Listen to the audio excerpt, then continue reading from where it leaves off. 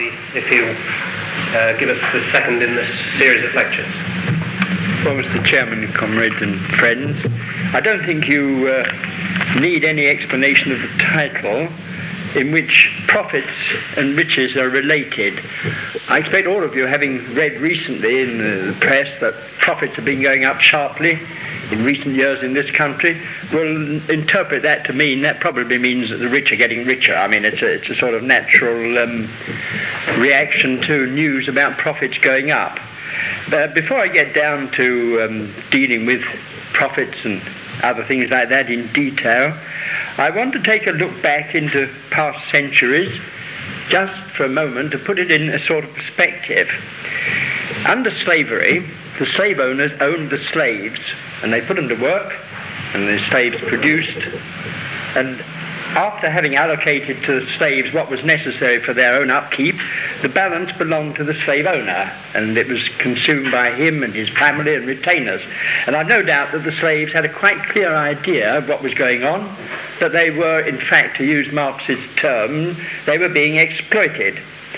Later on, we had in this system what was known as in this country, what was known as the manorial system, where the outward appearance was something somewhat different. Here, the serfs were not slaves. They had a certain status. They had some land allocated to them by the lord of the manor. And what went on, the serfs would work on their own land for, say, 3 days a week, and work on the land of the lord of the manor for the other 3 days a week, for the benefit of the lord of the manor. And I've no doubt too that the serfs had a pretty clear idea of what was going on, that the lord of the manor and his dependents and so on were living on the labour of the serfs. Now, under capitalism it has changed again. Under capitalism, a lot of economists say, and a lot of workers believe, that they are not being exploited at all.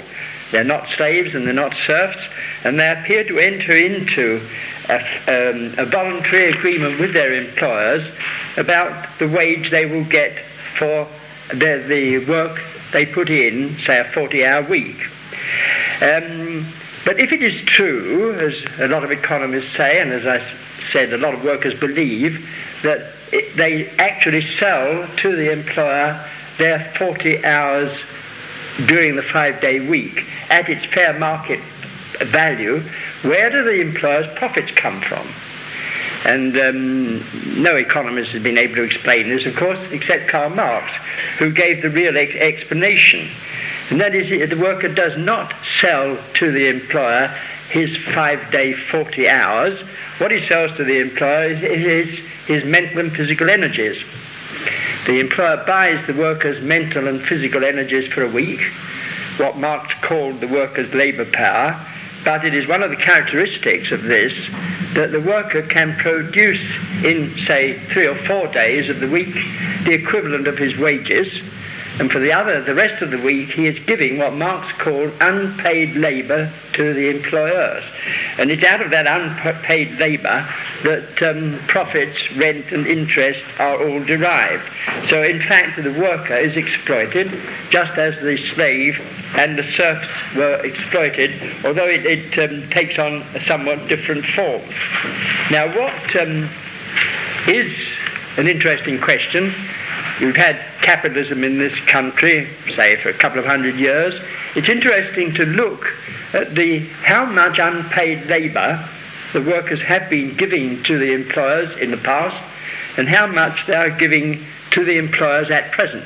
Well, on the basis of 1985, the total wages received by the 21 million workers who were in jobs last year, and the total profit received by the employers direct or through including the profits on the nationalised industry, it works out at something like this, that the workers on average were working 3 3/4 days to replace their wages and giving a 1 1/4 days unpaid labour to the employer, out of which come the employer's profits, making your 5-day week.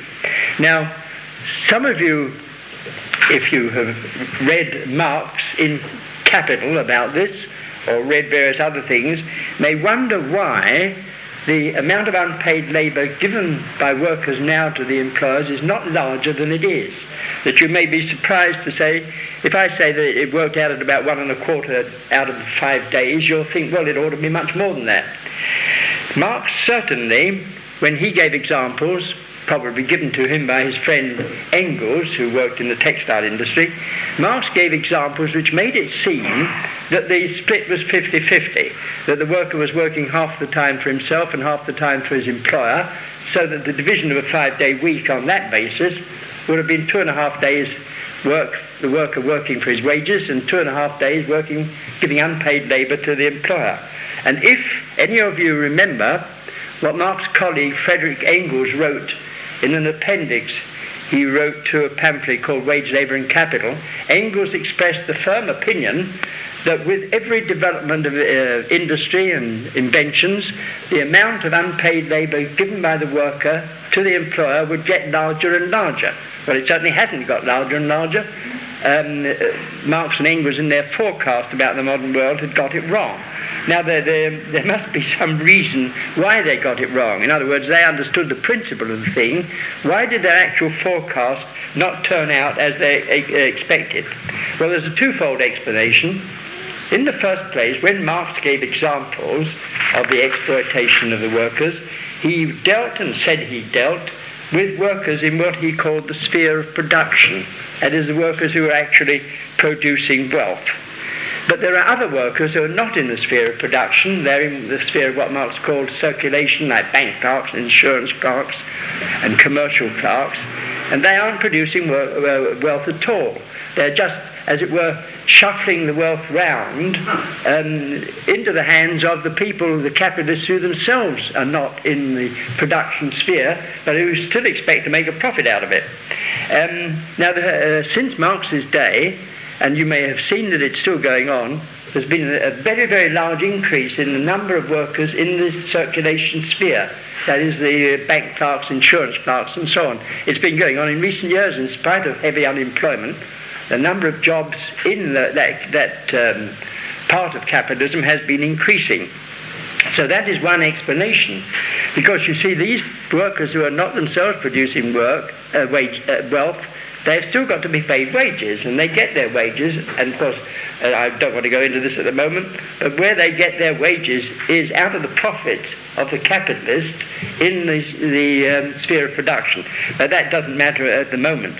But there has been another change since Marx's day, and that is the enormous increase of another group of workers who are not producing wealth, that is the bureaucracy. The purely bureaucratic workers in the civil service and local government has increased enormously, and it's increased enormously in industry itself.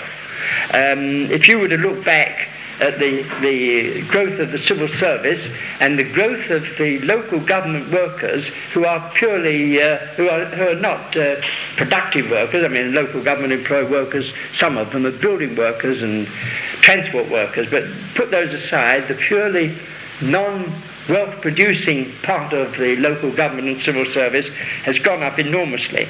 But the same thing has happened in manufacturing industry. I've got figures here. The Government Statistical Office published them between 1948 and 1977. Every year they publish the number of workers employed in the whole of manufacturing industry and the amount of profit made every year in manufacturing industry. And they divided the workers in manufacturing into what they call wage earners and a separate category of salary earners. And in that 19 years, between 1948 and 1977, the number of wage earners decreased by over 500,000, and the number of salary earners in manufacturing industry went up by 870,000. Now, they didn't publish details of what these additional 870,000 salary earners were doing, but you can be quite certain that most of them were carrying on purely financial work, or dealing with PAYE, or dealing with pension funds, or filling in forms for government departments. In short, here you've got a development which would explain why the amount of unpaid labour given by the whole working class has not increased in the way that Marx and Engels expected it to. And as I say, on the basis of last year's figures, it works out at the workers, the whole 21 million of them, spending 3 3/4 days reproducing the equivalent of their wages and salaries and giving 1 1/4 days unpaid labour to the employers, the capitalist class. But if you look at the same question on the basis of the official figures of the division of the national income, they put it into 3 categories. First of all, they have a figure which they call income from employment. That's the wages and salaries of all the workers, but they also include employers' contribution to workers' pension funds. And their share of the national income last year was 63%. They have another category for profits, including the profits of the nationalised industry, and that worked out at 20%. But there is a third group called the self-employed. They're the one-man businesses, the farmers, doctors, lawyers, and other people working on their own, numbering 2,600,000, and they receive 17% of the national income. So you've got this division: wages 63%, profits 20%, self-employed 17%. So it's also interesting to see how that has changed over the period for which there is information available. You have not got figures for the middle of the 19th century, when British capitalism was in its heyday, but I think it's absolutely certain that in the middle of the 19th century, the amount of profit in relation to wages was ever so much more than it is now, so that the workers then were in fact giving much larger amount of unpaid labour to their employers, much on the lines of what Marx and Engels thought it would be. But as I've said, there are very good reasons why that has changed. Figures are available for the years from 1938 up to date, and they show this sort of picture. In 1938, the proportion of the national income that went to wages and salaries was 61%. You see, that compares with the figure I've given for last year, when it was 64%. But in intervening years, it rose on some occasions to as much as 73%. So it naturally varies from year to year, and you've got this general picture that between 1938 and now, it went up to 63%, and in the last 5 or 6 years, it's been falling again from 69% to the figure last year of 64%. Profits in the last 3 or 4 years have been rising very, very fast, and I have no doubt that the figures for this year will show that the proportion going to profits will have been up a bit, and the proportion going to wages will be down a bit. The similar figures are available from the United States from 1929 right up to 1982. And they show that in 1929, the American workers' wages were 50% of the total. On the whole, it's been gradually rising since 1929, and in 1982 it was 62%, which you see is very close to the percentage that it represents in this country. Again, I would expect the proportion in America to turn against the workers in favour of profits for years since 1982, for 2 reasons. In the Depression, a lot of American workers have had to accept reductions of wages, something that hasn't happened in this country, and also American profits also have been rising quite sharply. Now, that is one way of looking at the division between wages and profits. In other words, looking at it how do people get their living? See, the workers get their living by having a job. The capitalists get their living by owning property and receiving profits, rent and interest. And then, of course, you've got the third group, the self-employed, who, so to speak, are on the fringes and are working on their own. But there is another way of looking at the division of the national income. And that is, instead of looking at the way people get their living, look at the amount, put workers and capitalists all together, and see what proportion of the national income goes to the very rich, what proportion goes to the middling rich, and what proportion goes to the poor. That has been done by various authorities from time to time. And again, I would say that in the middle of the 19th century, the proportion going to the rich and the very rich is much larger than it has been more recently.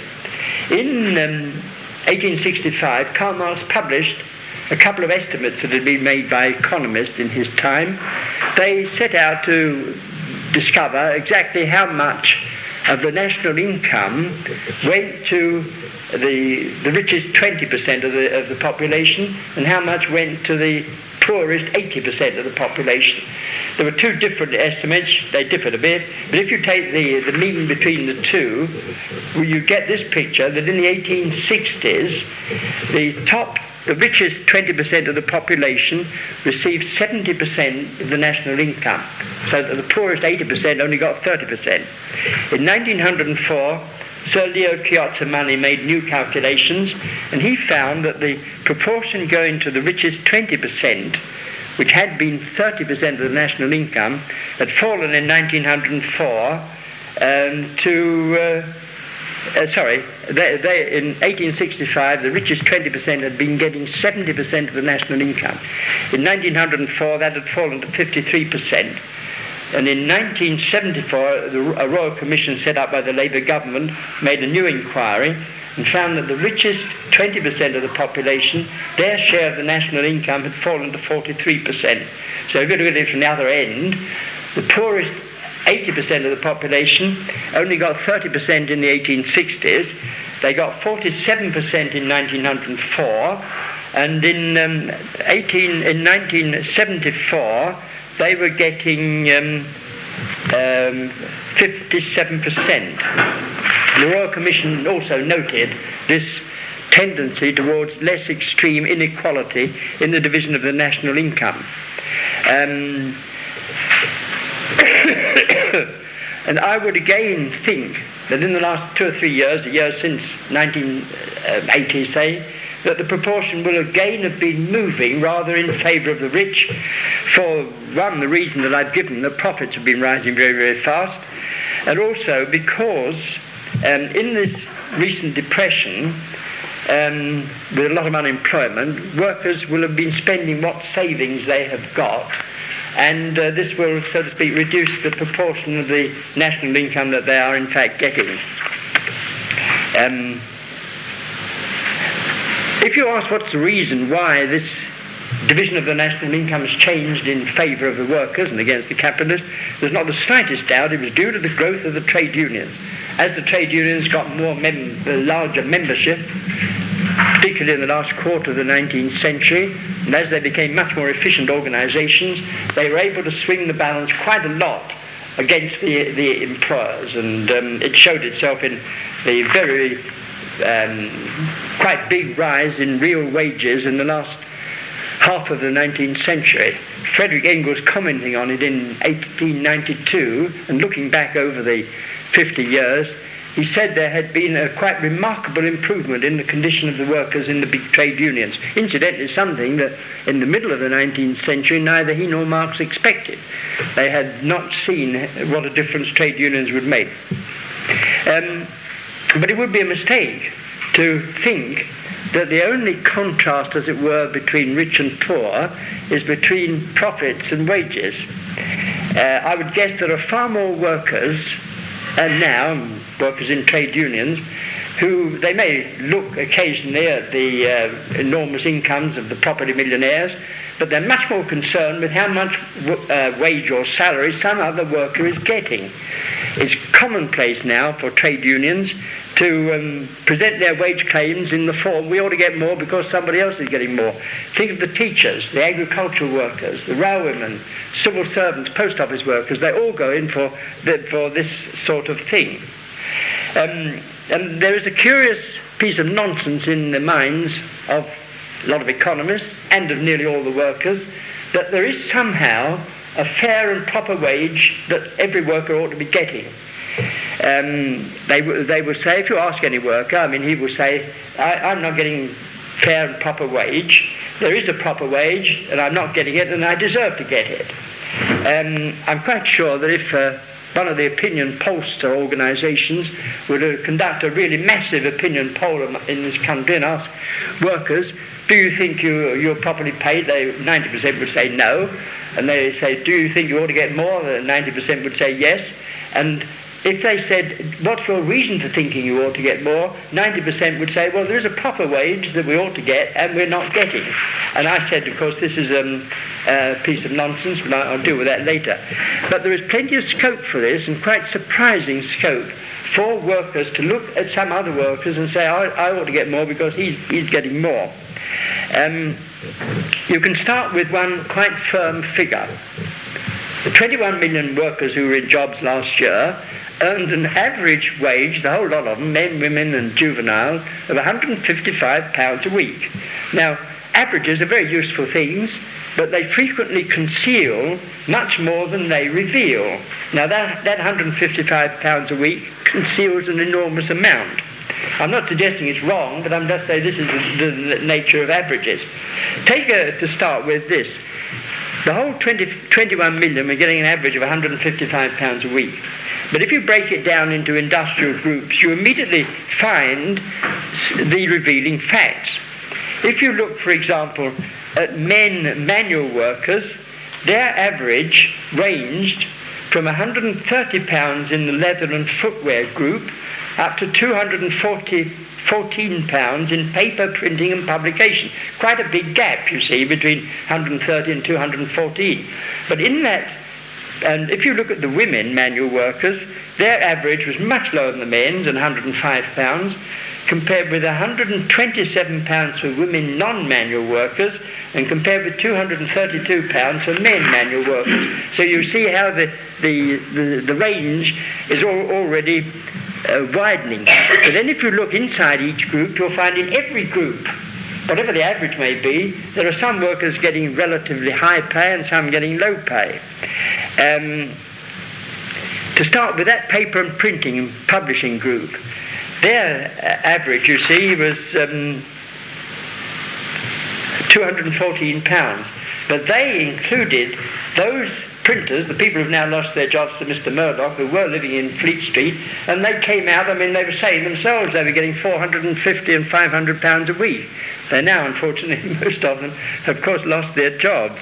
But there, you see, within that range, where for the whole group it's £214, and here you've got some of them getting over £400 and £450. Or take the transport industry. The average pay for transport drivers last year was £173 a week. An agreement's just been reached between the tanker drivers employed by Mobil Oil and the Transport and General Workers Union. They're getting a guaranteed wage of £18,000 a year, which is £345 a week. Incidentally, when they were asked what they thought, didn't they think it was rather high, they said, no, it seems quite a reasonable amount, just enough for people to live on. But there are, of course, other people living on 105 and less. But to get this £345 a week, they've got to work 10 hours overtime. They've also got to give up their free Saturdays and do shift work and various things like this.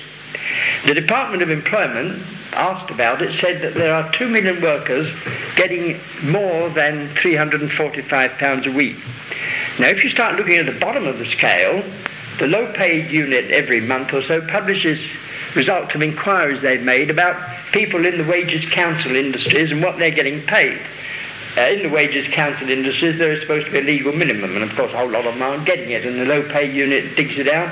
They recently found some domestic workers in the clothing trade working for less than £50 a week, which is, of course, much below the minimum wage. So what, in fact, you have got is, although the average for the 21 million last year, 21 million workers, was £155 a week, that conceals a range from under £50 a week to over £500 a week. So this explains why, of course, so many workers are looking at some other worker and saying, you know, he gets more, we ought to get it.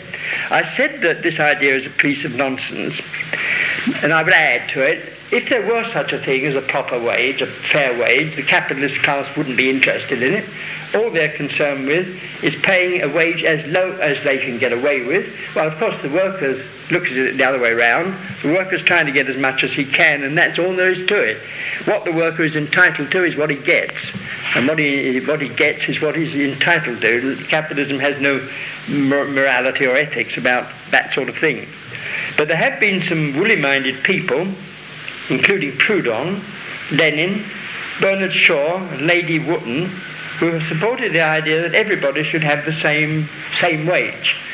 Attlee, before he became Prime Minister in the 1945 Labour government, gave a solemn undertaking that when the Labour Party came to power, they would abolish riches and poverty altogether. He used the phrase, there would be no more rich living in mansions, no more poor living in cottages. Everybody would be on the same level. In short, you see, he also was really saying, like Lenin and Bernard Shaw, that everybody ought to have the same wage. Karl Marx ridiculed the idea 100 years ago. Capitalism can't be run that way. About Bernard Shaw, I rather suspect that when Bernard Shaw said everybody ought to have the same wage, he didn't really mean that it was to include Bernard Shaw. Some years ago, the National Union of Clerks got out a recruiting pamphlet, and they asked Bernard Shaw if he'd write an introduction to it, which he did, and it was a very good introduction. Bernard Shaw gave clerks very good reason why they should get together in a union to push up their wages. But with a characteristic Bernard Shaw flourish, in the last sentence he said, I don't belong to a trade union, I have no intention of belonging to a trade union, but then I'm a genius. And of course you are not. But Shaw was a very wealthy man, and in his few years before he died, he was repeatedly writing letters to the Times complaining bitterly how he was being robbed and impoverished by high taxation. So as I say, I don't think Shaw ever really intended that equal pay for everybody meant him. And Marx, of course, called this idea of the workers that there is a fair wage a reactionary doctrine. He said it was customary for trade unions then and is now to have on their banners a fair day's pay for a fair day's work. And Karl Marx said, this is reactionary, drop it. There isn't such a thing. Now, having dealt with the ownership, the way the annual national income is divided, I now come to the question of the ownership of accumulated wealth. The Royal Commission on Wealth and Income, in their report, dealing with the year 1974, found that the top 1% of the adult population owned 25% of accumulated wealth, the top 5% owned 50% of accumulated wealth, and the bottom 80% owned only 14.5%. And if you want those percentages translated into sort of figures, 1% of the adult population would be about 350,000 people, about the size of the city of Coventry, or, to come to London, it's about the population of the London borough of Wandsworth. So what you've got, the picture they gave was the number of people who live in Coventry or Wandsworth, 350,000, own a quarter of the accumulated wealth of this country. The accumulated wealth, by the way, was at that time 216,000 million. Prices have gone up since. It would probably be now it would certainly be very much more than that. Probably, I don't know, about 3 or 4 times as much. So when he said that 350,000 adults owned 25% of it, he was saying, the Royal Commission was saying, that in 1974, these 350,000 people owned, on average, £154,000 of accumulated wealth, and as I say, you can multiply that now by 3.5 or 4. The Royal Commission also found, as it has taken place, that there had been a considerable movement towards less inequality, and that is to say that the top 1%, 5% and 20% of the population, that their share had tended to decline somewhat, and the share of the poorest 80% had inclined to go up somewhat. Again, I would add what I've said before, the long depression in the last few years will again have decreased the amount of wealth, little as it was, owned by the poorest 80% of the population. When they talk about accumulated wealth, of course, what the Royal Commission and other economists have done, they try to find out what is the current value or price of land and houses, of shares in companies, of cash, bank deposits, jewellery, works of art, motor cars, yachts, furniture, and all the rest of it. Add them all together, and then they find out from inland revenue figures and from amounts left in people's wills and things like this, how the whole of it is divided. Now, the economists, you may remember what Marx said about the economists. He paid tribute to the genuine students like Adam Smith and Ricardo, but he said they were followed by what he called the vulgar economists, who weren't genuine students at all, but were simply apologists for capitalism. Well, these people are still with us, and they popped up again in this question of the ownership of wealth. What they have suggested to the Royal Commission is that the poor have wealth which they don't realise. They say that if, for example, a pensioner, an old age pensioner, is getting £3,000 a year, that represents a large capital sum, say £30,000 of wealth, and should be treated accordingly. In other words, what they're saying is, if a man who owns £30,000 is getting an income of £3,000 from it, and an old age pensioner is getting £3,000, then the old age pensioner really owns £30,000 of accumulated wealth. But of course it's a piece of complete nonsense. Just for one thing, if you own £30,000, you can dispose of it, and when you die, the £30,000 is still there, and you can leave it to your heirs. When an old age pensioner dies, they have nothing whatever to leave. They haven't got £30,000. So, as I say, it's a piece of crooked work by these corrupt economists doing what Marx said they were doing, setting up apologies for the capitalist system. I now want to look at why the poor are poor, and that the numerous supposed cures for poverty that have been offered from time to time, both under capitalism and incidentally before capitalism. But also I want here to take a glance back at more distant history. In all class divided societies, there have always been rich and poor, and there have always been political and religious readers, and latterly tame economists, willing to explain why the poor is poor, the reason generally being it's their own fault. And also giving advice to the rich as to how they should behave to the poor. I no doubt all you Bible students will be familiar with the book of Deuteronomy, and I give you a quote from Deuteronomy: "The poor shall never cease out of the land." In other words, you all have the poor with you. And from the Gospel of John, and I quote, "For the poor always ye have with you." Now, both the Old Testament and the New also urged the rich that they ought to be kind and charitable towards the poor. Deuteronomy had this: "Therefore I command thee, thou shalt open thy hand wide unto the poor."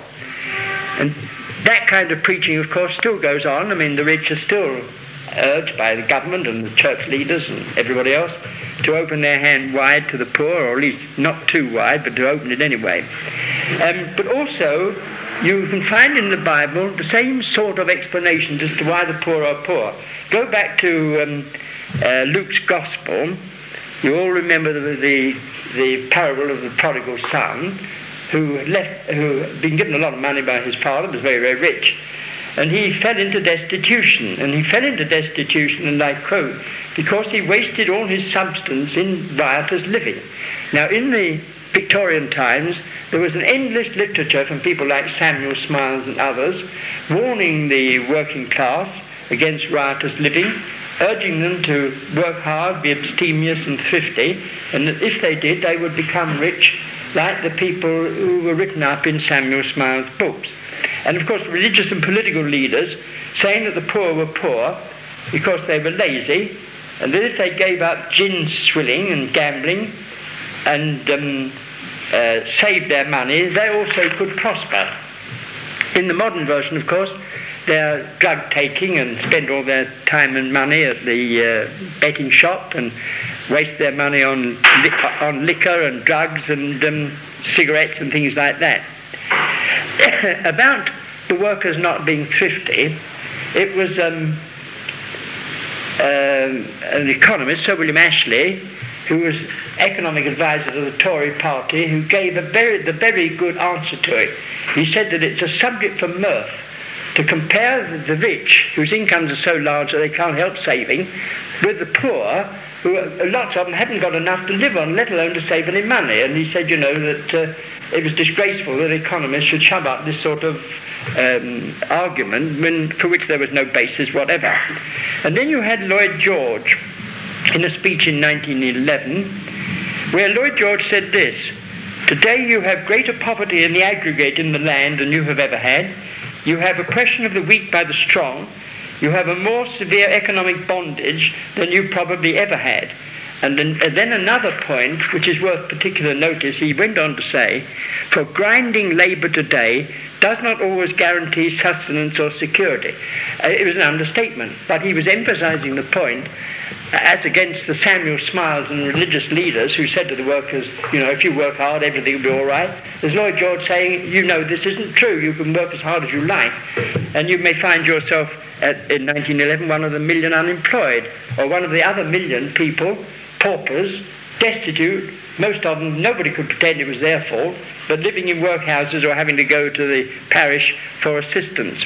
The truth is, of course, that under capitalism, the poor are poor because they are exploited, and under capitalism, poverty is not going to be abolished. It can't be. I said that the rich are still prepared to be charitable in relief of the poor, but a cynic, and some of you remember who he was, I've forgotten, put the finishing touch on this.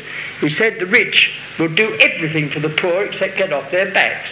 And this, of course, sums up was it Tolstoy? This sums the thing up completely. But, of course, always there have been cures for poverty offered to the workers. Work hard, you see, and save, and be thrifty and all the rest of it. Don't go in for gambling and riotous living. But first of all, it was comparatively late. You had Lloyd George introducing old age pensions and insurance for the unemployed. This was going to abolish at least some of the poverty that then existed. And this came to perfection in the Beveridge Report and the Welfare State and the Health Service introduced by the Labour government in 1946.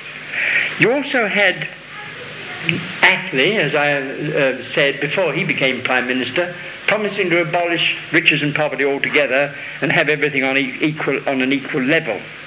Later on, you had the Labour Party, when they came into office, saying that when they nationalised all the industries, the coal, the mine, the railways, Bank of England and so on, this also would abolish poverty, because they said the nationalised industries will pay higher wages than private firms do, and so all the workers will be better off. And of course it was that government, like all subsequent governments, which introduced its wage freeze in 1949 to prevent the workers from getting these high wages that they had been promised. Another thing to cure poverty was council houses. They were going to build cheap, satisfactory, low-rented houses, so that would relieve the workers of some of their expenditure and make them better off. And as you know, there are now tens of thousands of people in council houses so completely destitute that they can't pay rent at all, and the council knows it and can't even make a serious attempt to collect it from them. In one interesting case, in the middle of the 19th century, some of the people who wanted to make it easy for the workers to save and become prosperous set up the Post Office Savings Bank and the Trustee Savings Bank. Well, that of course has got the recent postscript to the Trustee Savings Bank. When they set up the Trustee Savings Bank, they didn't say to the people who put their money in, of course you're never going to own the TSB, it's going to be a prosperous concern. But the Thatcher government, having described that the Trustee Savings Bank was exceedingly prosperous and got a lot of property, got the High Court to rule that it can't belong to the shareholders because it hasn't got any shareholders, and that it doesn't belong to the depositors because they were never promised that they would actually own the thing. So the House of Lords decided it must belong to the government, and the government sells it to raise some more money. Some of the early advocates of the TSB, or some of the people who put their money into it, may turn in their graves at the thought of what has happened.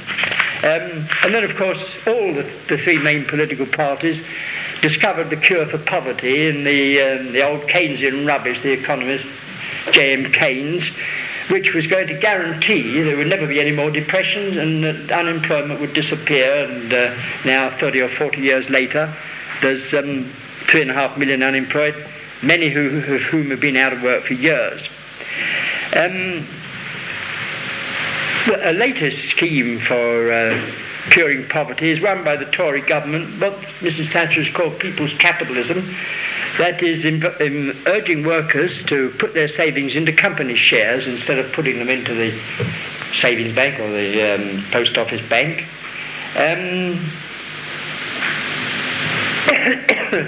But this one, the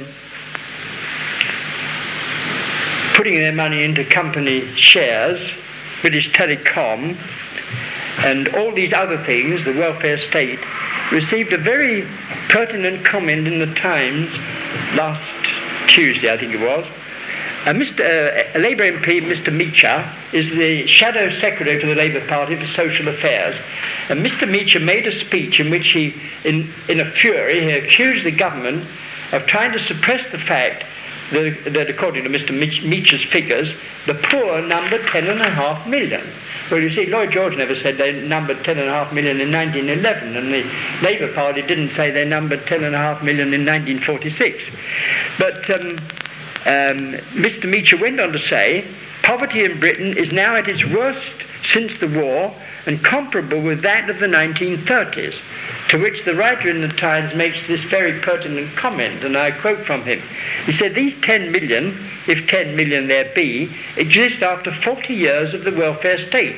Now, it's Mr. Meacher's party, when they introduced the so-called welfare state, said this abolishes poverty. And now comes their own shadow secretary, 40 years afterwards, and said that poverty is worse than ever after the Labour government had abolished it. Another scheme for helping the poor to prosper is now being considered by the government, what they call profit-related wages. There have always been some firms which have offered profit-sharing schemes to their workers. This new one differs from the old one in various respects, because if the new scheme is put into operation, it's only at the stage of being considered at present. The government will pay 150 million to the workers who join in these new schemes by reducing the amount of PAYE that they pay. But take the old profit-sharing schemes first. An employer would come to the workers and say, look, I'm prepared to give you a share in profits. And he would have to offer it in the form, whatever your wages at present, I'm going to give you a share in profits which will be on top of your wages. Well, now employers do not give away part of their profits for no purpose. And what they are hoping to get out of it, and of course they made no secret of it, what the employers were hoping was by giving the workers a share in profits, they would increase what the workers call, what the employers call the workers' loyalty to the company. In other words, that the worker would think more about the company's affairs and its prosperity than about his wages. That, in other words, the workers would work harder and be less inclined to strike. In which case, of course, the company's profits would increase. And if they did increase, it would have been good business for the company. If, of course, it didn't work, and if the workers weren't satisfied with it and were not, in the employer's words, more loyal to the company and didn't work harder and still went on strike, of course, the employers would drop the scheme, as a lot of them did, because they found it wasn't worthwhile. Now, in the new scheme, what would happen is this: the government will invite companies to go to their workers and say, look, instead of your having a wage in future, simply a wage, you'll have either 5% or any larger percentage of your wage will not be a normal wage. It will depend on the amount of profit the company makes. So, for example, suppose some workers were getting £200 a week. The employers would say, you keep £190 and the rest of it will be, at present £10, will depend on profit, so it can go up. It might go up to £20, or it might disappear. That you will in future have your wages not fixed without any relation to how the company is doing, but with what the scheme calls flexible. They say the purpose of this is to make wages flexible so that when the firm's doing well, wages will go up. When the firm's doing badly, the wages will go down. Well, they say, of course, workers don't behave like this. Normally, workers and their unions, doesn't matter how badly the firm is doing under existing conditions, they say, you don't touch our wages. I mean, or they do their best to prevent wages being reduced. The government's green paper on this new scheme says that it will lead to an improvement in efficiency and productivity, leading to enhanced competitiveness and better business performance. Now, take in what that means. That means, as I said before, it means that the workers will work harder, their productivity will rise, the company will be able to reduce its prices, will get a larger share of the market, and will make larger profits. The advantage to the workers is, as the government says, if the workers will agree to do this, the government will relieve the workers of a quarter of the income tax that he would have to pay on his share of the profit. Suppose in a given year the workers got £600 under the profit-related part of their wages. Whatever the PAYE might be on that 600, the worker would only have to pay three quarters of it, and the government would pay the other quarter. But like the old schemes and the new ones, they will mean that the workers will work harder, the workers' output will be greater, their productivity will be greater, so that the number of workers required to produce a given quantity of products will be reduced. If the workers work 10% harder, then instead of 100 workers, the firm will be able to carry on with 90. Now, the government puts this new thing forward on the basis, they say, that it will eat into unemployment. It will increase the number of jobs. Well, you look at this. Suppose you have a firm which has a profit-sharing scheme and gets its workers to work harder, and it does expand. It will be expanding at the expense of the less competitive firms. So one firm employs more workers, the other firms employ fewer, and it doesn't make any difference whatever to the amount of unemployment. My own guess is if this thing actually comes into operation, and a lot of workers will agree to set up such schemes, and as long as profits go on rising, the workers won't mind very much. I mean, they'll fall in with it. But as soon as profits start falling, I've not the slightest doubt that workers will carry on in their traditional way. They'll say, scrap the scheme, we're not going to accept lower wages, we'll fight for what we've got. Also, just a word on what Thatcher calls the share-owning democracy, this business of buying shares in British Telecom and other companies. What little the workers can afford to spend on such shares is very, very small. In other words, it'll never give workers control of companies. Their small shareholdings won't count against the huge shareholdings of the wealthy people who control companies. And I would simply add, shares not only go up, but they can come down, as you've seen them come down the last fortnight. And I think it's quite sufficient to say that speculating on the stock exchange may be good business for people with inside knowledge and plenty of money to spare, but it's not a game for small shareholders. It won't lead them anywhere, and they won't get anything out of it.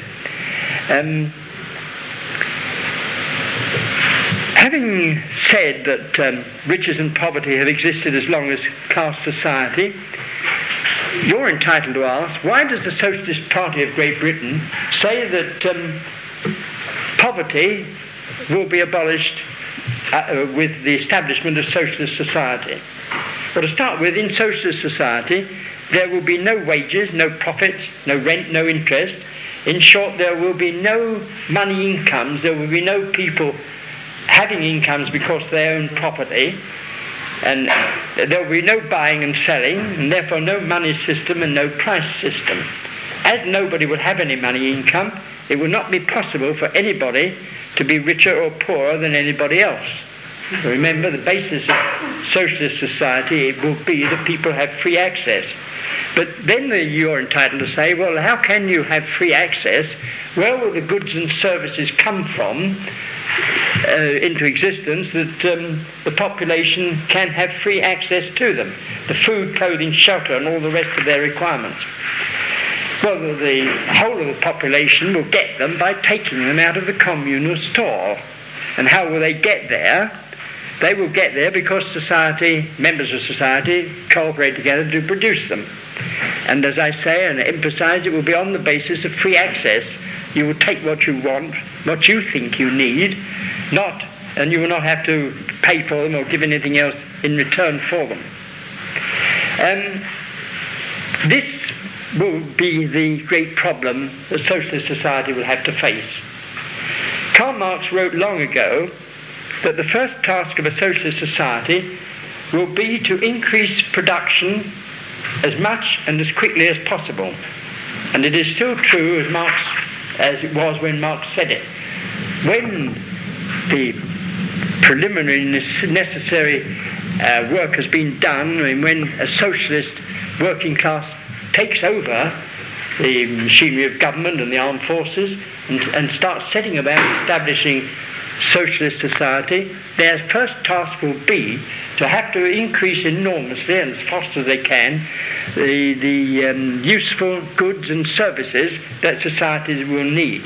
Now, some people have fallen into the elementary error of supposing that under capitalism enough is already produced for socialist society to operate. It's a dangerous illusion based on a complete misconception of capitalism. These people look around them and they see from time to time that different capitalist industries produce an unsaleable surplus. They'll produce too many ships and can't sell them. They'll produce too much coal. When the miners' strike started a year ago, the coal board said there are 50 million tons of coal lying around the country that normally would take them 10 years to get rid of it.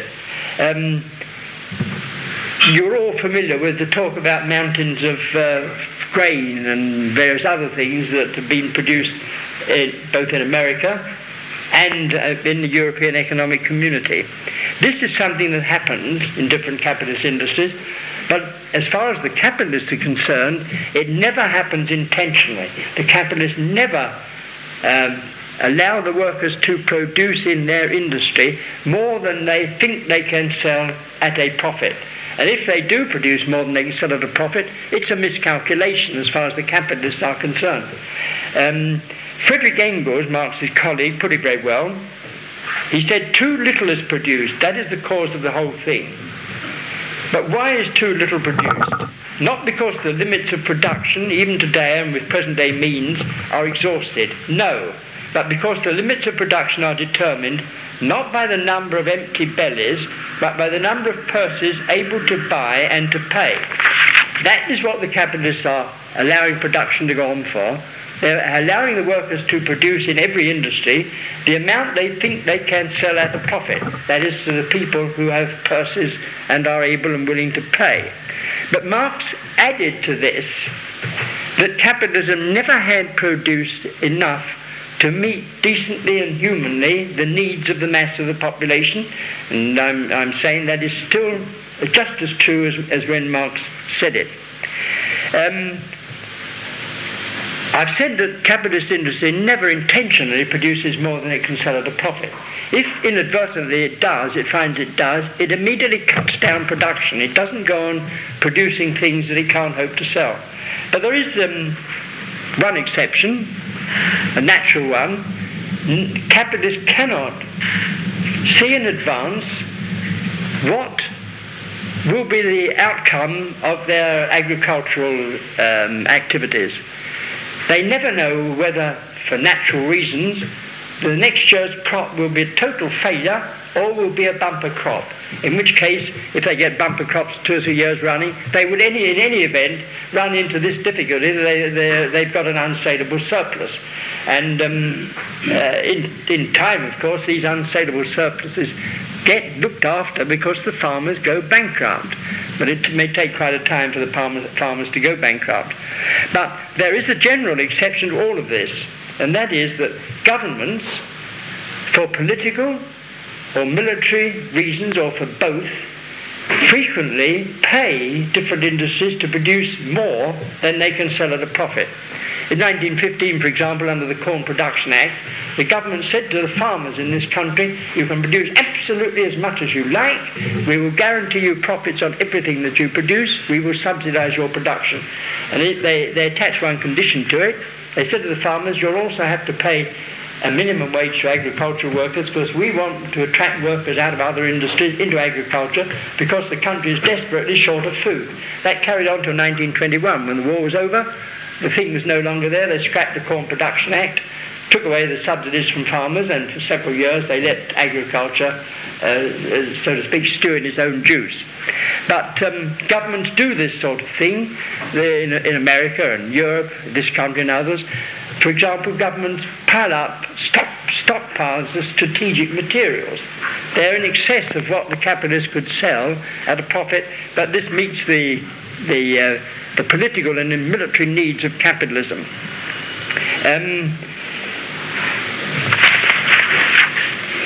I said that the first task of socialist society will be, as Marx said, to produce more as rapidly as possible. And you can test this quite easily. Socialism will not be fully functioning until it is able to offer free access, until it's able to offer all the citizens that all the things you reasonably need are there and you can get them. In short, and let me give a definition to it, that everywhere in the world where people live, there shall be available all the requirements of civilized living in sufficient quantities. It's enough good food, clothing and shelter, water and sewage systems, means of transport and communication, hospitals, education services, libraries, newspapers, books, entertainment facilities, and all the rest of the sort of things Marx had in mind when he said to meet their need decently and humanely. Now, to suggest that these things already exist all over the world, that capitalism has produced them, and that they are there, is pure fantasy divorced from all reality. And as I said, it's a very dangerous fallacy. They don't exist in the industrialized countries, let alone in the rest of the world. And so it will be socialism's first task, when socialists have got power, to increase the production of useful goods and services as quickly and in as large quantities as possible.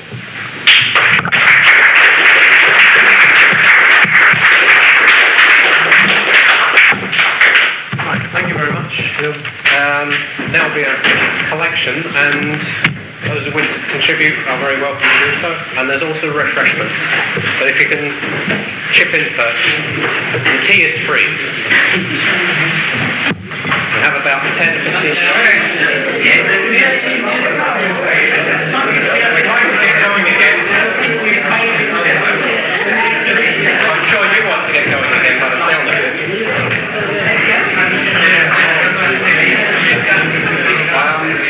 Right, whilst everyone is taking their seats, I would like to thank you for a collection of £30 and 20 pence. Thank you very much. There is literature available, as I'm sure you've seen, on the table at the back, published by the Socialist Party of Great Britain. And before we go on to the questions and discussion, preferably from non-members, which I know there are a few here today, we'll just remind you that there will be another 3 lectures in this series. The next one will be here on Saturday the 30th of August, and the subject on that day will be taxation and the workers' standard of living. And again, the lecturer will be Comrade Hardy. So that's the 3 things in the collection. Literature is available and will be available at the end of the meeting for a short period, and the next meeting, and there will be another 2 meetings in the series There are leaflets available also if you want to find out the dates of the other meetings. Normally we try and ask for questions first. I'm sure there are people here who disagree or don't agree with everything that Comrade Hardy said and may want some points clarified. If so, you're very welcome to put your point of view and to ask Comrade Hardy a question. We prefer questions first, but we'll see how it goes. So, is there a contributor who wants to ask a question first of all? Yes. Problem of socialist system, it's not as much of an increase in production, but increase in distribution to places that don't have the needs of the humane way of living now. You got the question. It suggests that the socialist problem will not be so much production but distribution. But of course the two things go together. You remember the phrase I used, you can't have free access until you've got a situation in which everywhere where people live in the world, there will be available there for them all the things they need. The goods and services, food, clothing, shelter, all the whole lot. Well, of course, this cannot be done unless it is arranged and planned to do it. I mean, if there are some countries short of something or other, can't produce it locally, then obviously the rest of the socialist world will weigh in and see that the stuff goes to the place where it's needed. I mean, the problem of moving stuff is more difficult than producing it. All that you've got to do, you produce the stuff and then you move it to the place where people want it. And that's the whole essence of the thing. And you can't have free access until you've done that. Does that answer your query, or did you have something else in mind? No. Right. Anyone else?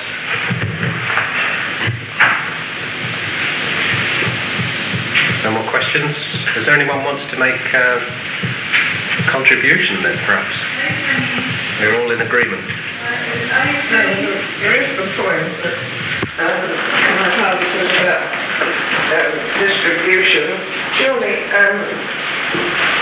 what will take place and what must take place and is doing so now to a large extent is for the various parts of the world to come into the modern world and produce their own necessities. In countries like Africa, where you've got miles and miles and miles of empty land, surely you don't have to cart everything. It should be able to develop. No, this is an extension of the point that the question's already been put and suggested here. You see that all the parts of the world will be encouraged or left to produce what they can produce locally. Reference being made to the fact that there's vast empty land, unoccupied land in Africa where it can be used for producing food and all the rest of the things. So you get this in perspective. Socialism will be a worldwide system. The socialist movement will be worldwide, and running socialism will be a worldwide problem. They will all cooperate together. My own bias is that for the most part, the emphasis will always be on the locality. People are much more interested in what can be done in the locality where they live and where they work in industry and where they've got complete knowledge of everything that goes on. So I would imagine that in socialist society, because it's speculation anyway, that the initiative will be left largely to local people. If in a given area people say, well look, we can look after, in this particular area, say in Britain or something like this, we can easily look after all of our problems, and we shall have labour and resources available to help other parts of the world. That's the way it will be done.